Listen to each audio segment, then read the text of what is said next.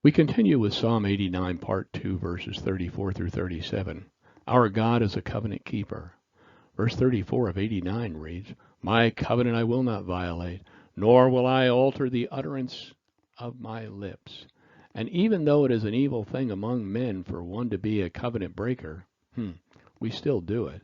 But this covenant is not man's covenant, it is God's, given to David, and he illustrates it through the psalmist by using a human metaphor, stating, It is straight from his lips to our ears. Alterations and afterthoughts belong to limited creatures who meet with unexpected events which cause them to change their minds. But our God is omnipotent, all-knowing, and he sees everything from the beginning to the end. Therefore, he has no reason for shifting his ground, modifying conditions, or withdrawing its unalterable conclusion. It shall stand precisely as it was when he uttered it. What God promises, he will perform exactly. Verse 35 of 89 reads, Once I have sworn my holiness, I will not lie to David. Because God could not swear by any entity greater than himself, he swore by his own holiness, and by that particular attribute which is his highest glory, being the subject of a threefold adoration by all the heavenly host. God here pledges by the essence of his nature, and should he default in his promise to keep his covenants, he will have impugned his own character.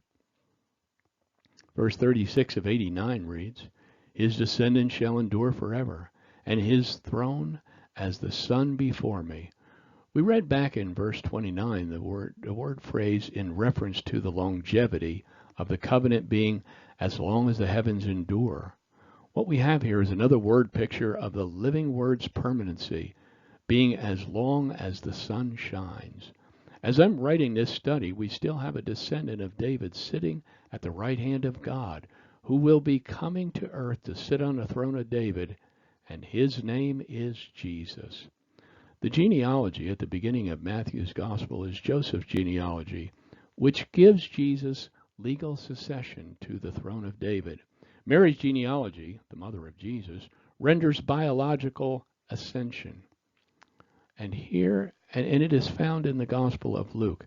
She was in all probability the daughter of Jacob and the first cousin to Joseph, her husband, as declared in the Targums. For Mary was the daughter of Heli. Heli was the son of Mattatha. Here Heli was the grandfather of Jesus. So God was from the line of David on both sides of the blessed family. Christians are in the family by faith. We are the seed of his ministry on earth, and like a seed, we are expected to grow, mature, reproduce, and become like Jesus.